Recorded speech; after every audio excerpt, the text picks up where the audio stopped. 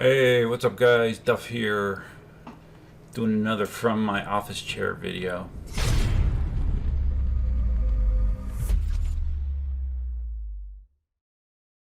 Because I just got back from a bike ride with Cindy, kind of hot. I'm not sure if I'll get out later on the wheel or not, maybe. Be nice, kind of, it's super humid today guys, so I'm all sweaty and blah, but thought I would take a few minutes and record a quick video. When I was eating my breakfast, flipped through my YouTube feed and I saw a video from Mickey, and the video, let's see, where is it? It was called "Free the Videos, Please, EVX," and what he is referring to is the V12.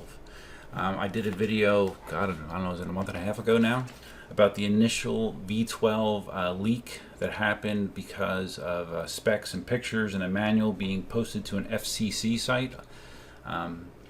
Unintentionally, all kinds of information about the V12 was released.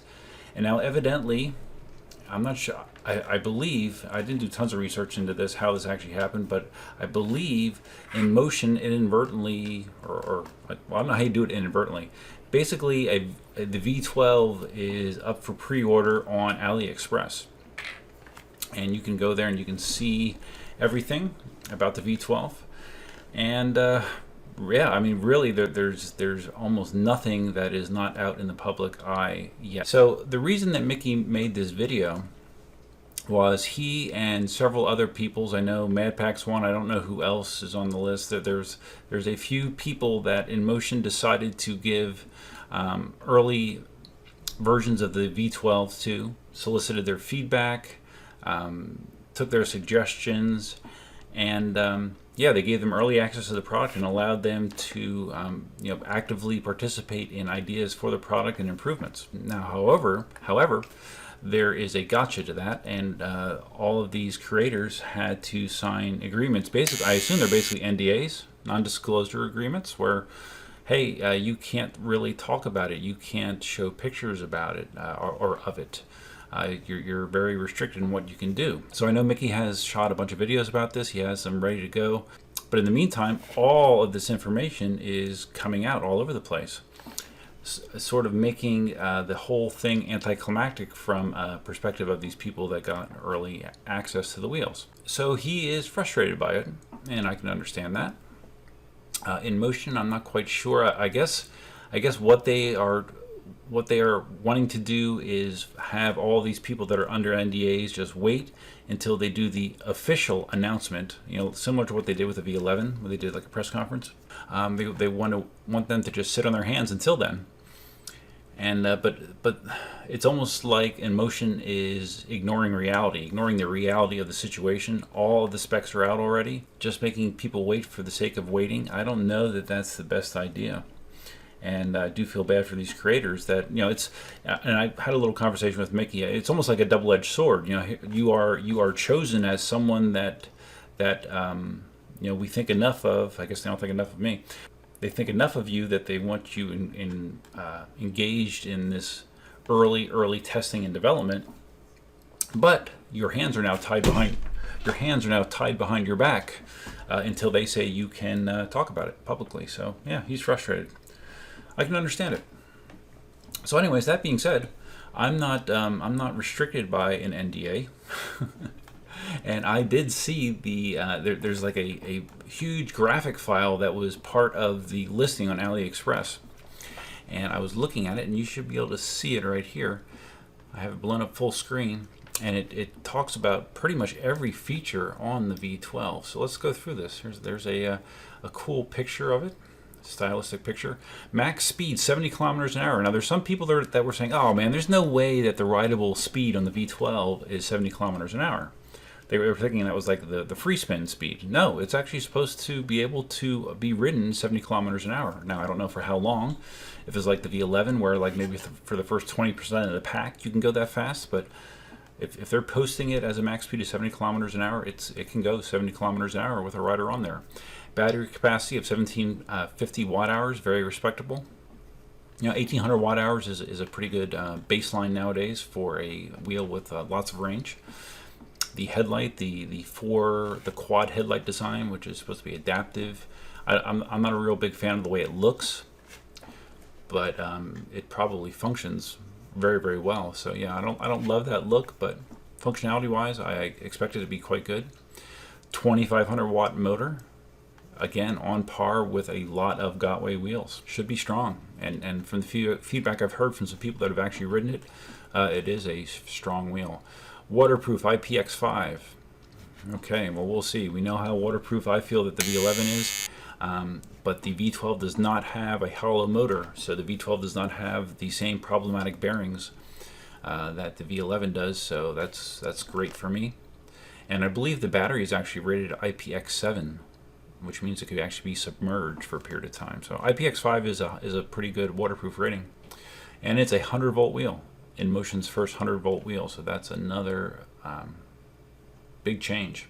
The screen on the V12, they've taken what the Sherman has done with their onboard control panel / screen, and they've moved it ahead decades. You know, it's full color, it's touch.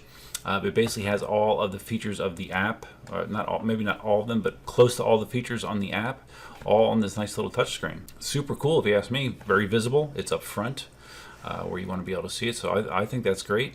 My only question would be durability. Hopefully they make it strong. You know, that the first time the thing falls on its side, it doesn't crack. I would hope that Inmotion has thought about impact resistance with that screen. But I think it's super, super cool. This was interesting. This is something I hadn't heard about before, an anti-theft digital lock. You hear people complaining. You know, luckily, I haven't ever had that issue, but there are people that get their wheels stolen. And this is a nice little deterrent that they can actually lock it down with a code that you can't initiate the wheel without putting that code in. That's cool. That's the only wheel that has this feature. A 2-level visual alarm.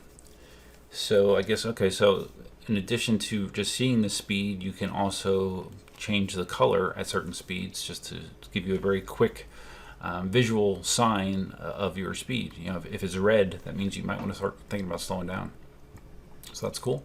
Again, talking about the ultimate riding experiences, you'll notice these pictures are better looking than the early ones that we saw. It's the lights. Having the lights on really makes the wheel look better, for sure. Again, reiterating the top speed, motor power, and the hill climbing of 35 degrees. Being able to traverse a 35-degree hill, that's significant. That's awesome. Talking again about the headlight. A built-in light sensor enables a headlight that can be turned on and off automatically. I mean, we have the ability for lights to go on and off automatically already, but it's going to be interesting to see how this works with 4 different lights. Ambient RGB light on the side. Yeah, they basically have totally reversed course with the V11. One of the things they talked about was, hey, no exterior lighting besides the headlight and the brake light, and no speakers either. And the V12 does have speakers again as well. It's supposedly very good speakers. So they have, I guess, enough people complained about not having those features in the V11, which supposedly, when the V11 was released, they said, Inmotion said that they were going to have add-on options for lights and speakers. Never happened. I'm not sure why, but yeah, that never happened. I thought this screen was interesting. They show a depiction of the controller on the V12, comparing it to the V11. Now, in a way, I think it's a little weird because it kind of looks down in the V11. It says, "Hey, look at the little tiny control board here that doesn't dissipate heat that well." On the V11, you know, and we're still selling that wheel, by the way. But here, if you want something with a lot more heat sink and real estate, the V12 control board is much bigger and supposedly safer, with a superior control and algorithm. Sounds impressive. Okay, this is another thing that was rumored. I didn't actually see the implementation prior to this graphic. Adjustable pedals to keep you safe at off-road riding. So you can actually adjust the pedals 2 centimeters up to give you more clearance, depending on your riding preference and terrain. So that's nice. Again, it's the first wheel that has adjustable pedals that way. Prior to that, there's some wheels that you could put different pedal hangers on to adjust your pedal height, but not like this, not like this implementation. So another nice new feature. It says the BMS is says it has 3 BMSs. I'd be interested on the technical explanation of how that all works together. Supposedly a superior battery management system. This exploded diagram is kind of cool. See the basic layout of the parts. My hope is the V12 is significantly easier to disassemble than the V11. That is one of the negatives of the V11 for sure. Complexity when doing pretty much anything. If you get a flat tire, you're in for a long day to fix that yourself. The charge ports, they're in the back. I remember when I talked about this in my last video, I was kind of confused with the charge port location. I actually thought it was on top of the wheel. It's not. It's on the back between the rear lights, so should be out of harm's way. It has a nice little rubber cover over it. Again, the innovation here is it has a USB-C port in addition to a USB-A port. First wheel to have that, and a 5-prong 100-volt charging port. 2.3 amp charger, not crazy, not super high speed charging, but that's fine. It's fine for me. Someone that's looking to charge and while they eat lunch and get back out on the road, they might want something faster, but for me, that's fine. It is interesting that they decided to only go with 1 charge port instead of 2.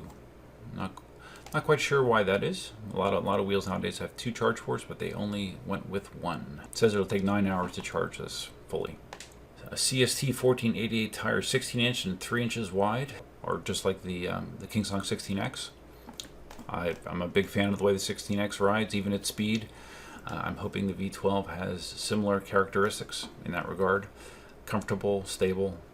Spin kill button, that's pretty much standard fare. That's been around on Inmotion wheels forever, but they had that on the V12 as well. I don't know if they talk about the handle. It has the standard flip up handle that you see in a lot of Inmotion wheels. Some people don't like that. I'm fine with it. You know, I've never had a problem with it. It's easy to use. So it has a similar handle design to other Inmotion wheels. Tire stand, they stole that idea from themselves. Basically, they took the idea they have in the V11 and they just incorporated it in the V12. And I actually like that feature. When it was announced with the V11, I didn't really care about it. I didn't think I would really use it, but I do use it. It's nice to have a kickstand built into the wheel like that. Oh, here we go. Talking about the trolley handle. Standard fare. Some people complain that it could come loose and smack you in the crotch or something, or during an accident it could fly loose and break off. Well, it's the same thing with any of the other Inmotion wheels. The Nikola had a similar location for its handle, so I don't see that as a plus or negative, but I do know that as far as functionality goes, using it as a trolley, it's far superior to something like what they have in the RS or the EX. That little like credit card style handle that comes up on a real floppy arm, and doesn't have a good seal to water as well. So you have no water ingress with the design here on the V12. Here they talk about the speakers. Bluetooth speaker array, 4 loudspeakers spread at the front and rear body, give you an immersive stereophonic experience. Personally, I don't play music on my wheels very often, very, very infrequently, but if you do, it sounds like you have a quality system in there, as opposed to some of the really shitty speakers that you've seen in EUCs in the past. Just going over the specs, see if there's anything noteworthy. 120 kilogram max payload, that's pretty normal nowadays. Net weight 29 kilograms, it is not going to be a light wheel. Max slope 35 degrees. Okay, here's the battery IPX7 rating I was talking about. And all this other stuff I have talked about already. Yeah, okay, we're at the bottom. So yeah, even though it's a single graphic, boy, there's a lot of information there, right? There really is nothing left to the imagination, really, except getting more real-world footage and feedback, which creators like Mickey could provide. He has it ready to go. It is unfortunate that he is not able to talk about it and share it more freely at this point, just based on what's happened so far. With all this information being out there already, I really don't see the point in not letting creators talk about it. It's unfortunate. So I am still very excited about the V12. With Liam leaving Inmotion, I'm curious how it's going to affect the rollout itself. Hopefully not negatively. I have not heard any information as far as when it's supposed to come out, but the other thing I did not mention is I did see that they are putting the potential price based on what it's listed at on some of these sites as about $2,300 US. So we'll see how accurate that is. More than the V11. No suspension, but it does have a stronger motor and a lot more tech and a bigger battery, significantly bigger battery. So we'll see. I mean, at that number, I think it's competitive enough that you're gonna see a lot of interest in the wheel. So that's all I want to say, guys. I wanted to put in my support of letting the creators that have been experiencing the V12 now for quite a while, let them say their piece. Everyone else is. I mean, I don't know what's gained by just making them artificially wait when the cat is literally out of the bag, really. And that does make a lot of sense to me. So if you guys found this video interesting, please give it a big thumbs up. If this is your first time visiting the channel, please consider subscribing. Those of you that follow me on Instagram, you may see that I've been messing around with my EUC stands. I've come up with something called the Stubby, which is a smaller version of my significantly smaller version of my normal stands, and it's designed that it would be less expensive because it uses less plastic, and it would work with most wheels with a pedal height of 5 to 6 inches. It would support those, adjustable still, so it can work with any wheel, but it just has to be one with normal pedal heights. If you have one of the wheels that has higher pedals, like an S18, a V11, trying to think of some other ones, the EEX, they will not work on this. But I do have my Sherman on one right now, and it fits fine. And also because it's shorter, the tire is closer to the ground, so shorter means less flex. So it's actually probably a little bit sturdier as well. So I'm considering what I want to do with it. If I want to put it up in the store or not, probably will. But if you don't follow me on Instagram, you might want to do that. Duff67, check it out. So let me know what you think. What do you think about the creators not being able to talk about the V12 yet? The ones that have been testing the V12s for quite a while. What do you think about the V12 itself? What do you think about this information that I talked about here?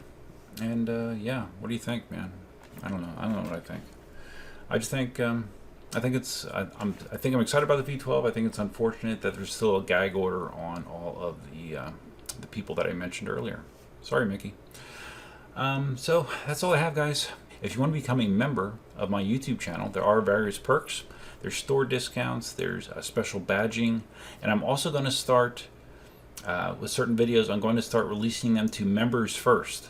So members will get first crack at the videos. They'll see, I don't know how long I'll make them wait. It might be a few hours, might be a day, I don't know, I have to think about it. But I'm going to be releasing my videos to the members first before they are posted to the public. So another small perk for joining the channel, and it's very affordable. Just hit the join button down below and you get details. Okay, guys, that's all I have for now. Hope you have a great weekend. Until next time, Duffman out.